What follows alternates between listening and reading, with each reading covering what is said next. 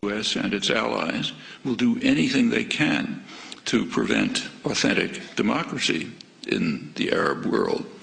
The reason is very simple.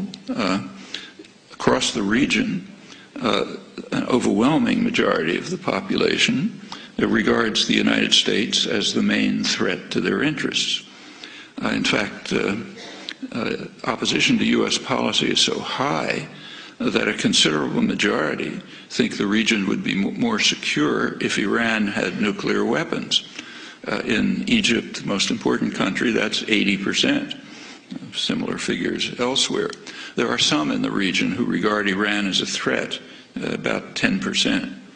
Well, plainly the U.S. and its allies are not going to want governments which are responsive to the will of the people. If that happens, not only will the U.S. not control the region, but it'll be thrown out.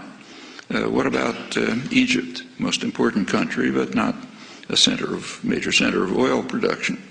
Well, in Egypt and Tunisia and other countries of that category, there is a game plan which is employed routinely, so commonly it takes virtual genius not to perceive it.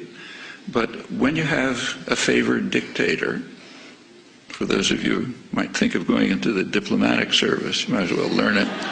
When there's a favored dictator and he's getting into trouble, support him as long as possible, full support as long as possible. When it becomes impossible to support him, like say maybe the army turns against him, business class turns against him, then send him off somewhere, issue ringing declarations about your love of democracy, and then try to restore the old regime, maybe with new names. And that's done over and over again. It doesn't always work, but it's always tried.